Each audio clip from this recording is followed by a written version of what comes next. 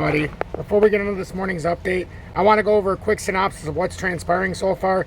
First, we're going to go over the, well, maybe not first, but during this update, we're going to go over the CPI data as it was released at 3% in June. So we're going to take a look at that. I'll read through everything so we can get on the same page. But we also have to talk about a hindrance on Ripple right now, as the judge in the LBRY case refused to state whether it was a security or not.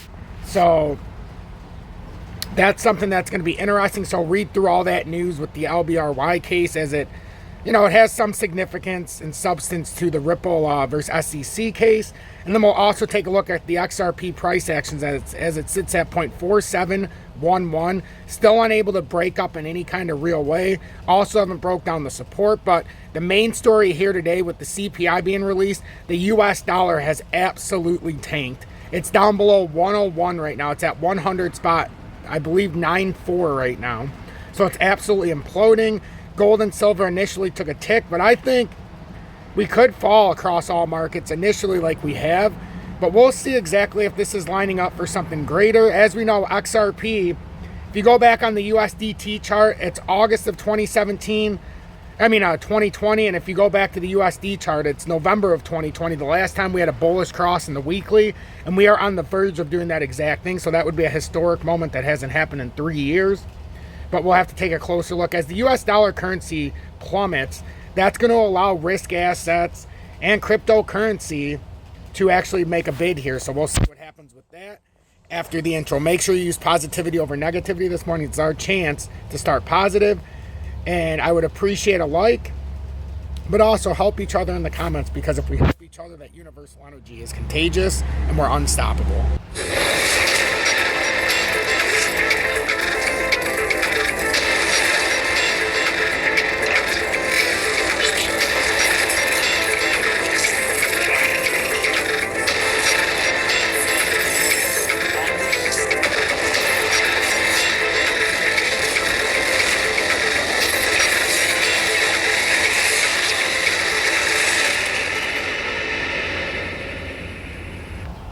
Good morning. 9:49 a.m. Eastern Standard Time on this Wednesday, July 12th, 2023. I'm XRP Future Millionaire, and I reside in the great state of Michigan. So this is one of two that we're going to go over. I'm going to go over the charts first before the articles, and you won't even have to hear me talk on most of this. So bad news for Ripple. LBRY judge passes ruling on if secondary crypto sales are securities. And then we're also going to go over this very quickly. We'll do the LBRY thing right at the end. I'll play it. We'll read this, go through the charts, take a look at the DXY, XRP, Bitcoin, and see what's going on. And then we'll get into that article that we talked about with the bad news for Ripple. So first off, instant view. U.S. June CPI, a welcome disinflation signal for Fed. So New York, Reuters. U.S. consumers' prices rose modestly in June and registered their smallest annual increase in more than 2 years, as inflation continued to subside, but probably not fast enough to discourage the Federal Reserve from resuming raising interest rates later this month. The consumer price index gained 0.2% last month after edging up 0.1% in May. The Labor Department said on Wednesday the CPI was lifted by rises in gasoline prices as well as rents, which offset a decrease in the price of used motor vehicles. Over 12 months, the CPI advanced 3.0%, the smallest year-on-year increase since March 21st, and followed a 4% rise in May. Economists polled by Reuters had forecast the CPI rising 0.3% last month and climbing to 3.1% year-on-year. In the market reaction, so stocks, U.S. stock index futures extended gains were up, last up 0.61%, pointing to a firm open on Wall Street. Bonds, U.S. Treasury yields fell with 2-year note last at 4.793% and 10-year note at 3.93%. Forex, the euro extended to a 0.38% gain against the US dollar, while the dollar index was off 0.34%. So that's what's going on. I'm not going to read into everybody else's personal viewpoints, but I wanted to read the numbers. And now, as we can see, Bitcoin had an initial move up, but now it's correcting a little bit. As we know with Bitcoin, it's still above the CME gap. It's above the, well, this isn't the right chart. Oh, maybe it is. Oh, yeah, I filled it out more. But we're within the, bull flag. So we're above the CME gap. And as long as Bitcoin holds that 30,000 and more importantly continues pushing up out of what looks like a bull flag setup, minus a few wicks down, this looks like a technical target up to 35,054, but we've got to remember if it does break back below all of this, as it looks like a bullish handle on the cup as well as it's completing this cup and handle, if it breaks up, that 35,054 is a firm target. If we break down, it's 25,194, so I have to continue to beat that into everybody's head and in my own. XRP sitting at 4724, down 0.69%. We're going to continue to talk about the fact that in the 4 hourly, we're trying to gain support on the 20-day. That's at 4732. We're slightly below it right now. At all costs, we would either have to hold the 4625 or make a play, come down to the inverted head and shoulders neckline at 44 cents, and then make a similar play and try to come back up or get a rejection, which is why I used to have this around and then we do this. And then what if we come down here, come up for rejection, and then come down and then reject down? That's why that is there like that, but that's only on the downward spiral. If we can hold that 457, which is why I wanted to try to make it a little bit easier to see. If we hold the 457, we could possibly push up. But as we know during the live yesterday, I just drew this in because it isn't a bear flag formation. So we'll see if that continues playing out and then goes to the downside, or if it breaks up even higher. But right now, the key indicators in the daily, we've had a bearish cross, which we hit the 20-day resistance. We've had in the 4 hourly, we're trying to gain support on the 20-day, but we haven't been able to do it yet. And then in the weekly, for the first time since, like I've said on the USD chart, since November of 2020, we're about to have a bullish cross in the weekly. So we got to see what plays out first. So it's a very interesting and very, very, very tricky morning.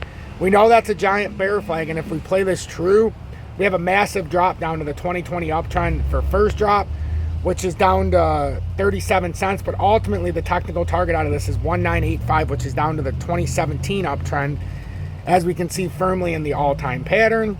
So that's what we're paying attention to, as we've already exhausted that move. And now we need to see if it can consolidate and push up further. If not, we're coming down to the 2017 uptrend, which is right here. And if we go in back, in the time we're at, it's right around 19.5, as you can see. And that would be on Monday, July 24th, if it were to make a move down there in that time. But as we've seen, there's a lot of indicators conflicting. So we'll see if that weekly does cross in a bullish fashion. Otherwise, it could be a very slippery slope. The DXY down 0.8% now to 100 spot 848. It's getting slaughtered. Absolutely slaughtered. And the weekly we broke down. We've had a weekly bearish cross. So, I mean, if we're looking at this as a determining factor for crypto, this would signal more if the DXY is about to crash here that crypto is getting ready to make a run, and so is XRP, because it's a risk asset. And this looks like it's about to break down. This looks like a right arm, a bear flag. That should bring us, and we've talked about this, the moment we lose 100 spot 34, there's nothing. Yes, the 200 days at 99.59, but I firmly believe it would knock us back down to 96.23 or 32 approximately. So pay very close attention to that with the DXY. We're getting into a very bearish phase here. If you're looking to trade XRP or your favorite crypto, video description below and/or pinned comments. We've got FEMX. We're running out of ideas, so don't delay if you're looking to get some money on the crypto exchanges. Right now, they have a 0.9% financing if you use a Visa or MasterCard. You would have to do a KYC if you're using a bank account or MasterCard Visa so that they know who you are.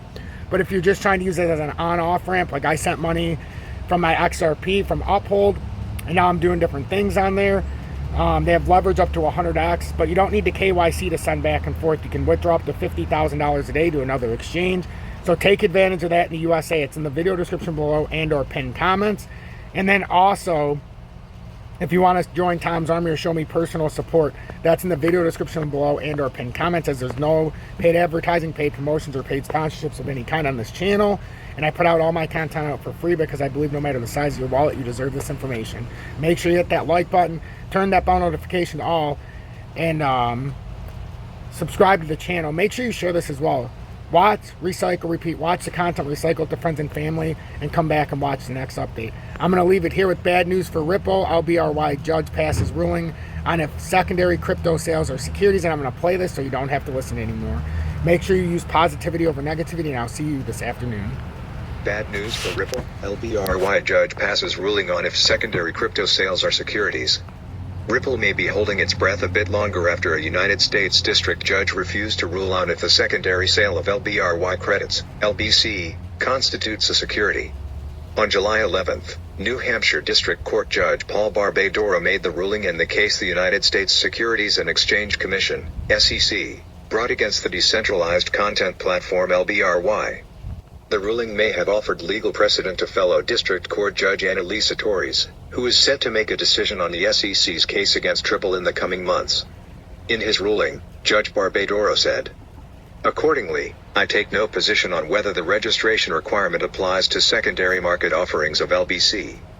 A secondary market is where traders buy and sell securities, while a primary market involves trading from the company issuing the security directly."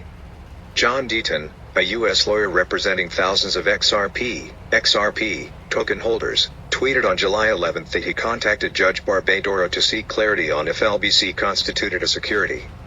Judge Barbadoro ultimately decided to uphold his judicial restraint, Deaton said. "I asked the judge to clarify that the token itself is not the security, just as Judge Castell did in Telegram. He declined to do so because he said that specific issue wasn't litigated and he believes in exercising judicial restraint." He wrote, "It suffices to say that merely https://d.co/xr9eames5hq." John E. Deaton, at John E. Deaton 1, July 11, 2023. Judge Barbadoro's latest opinion is an about-turn from what he concluded in a January appeal hearing where Deaton persuaded him that the secondary sale of LBC doesn't constitute a securities offering. The New Hampshire judge clarified in the appeal hearing that LBC is only considered a security when the sale is made directly. The SEC also admitted that secondary market LBC sales don't constitute a security. While the SEC won a summary judgment in November 2022, it elected to settle for $22 million at an appeal hearing on January 30th. In May, the SEC revised the figure and instead asked the court to impose a fine of $111,000, citing LBRY's lack of funds and near-defunct status. Related, the aftermath of LBRY, consequences of crypto's ongoing regulatory process. Meanwhile, Jeremy Hogan, a U.S.-based attorney and Ripple advocate, told Cointelegraph that District Court Judge Annalisa Torres will likely lay out her ruling within the next couple of months. "We'll have the big picture sometime in the next 2 months and, unless Ripple completely wins, we'll know the details before the end of the year. If the details are bad, then we will see appeals that will drag on for a long time."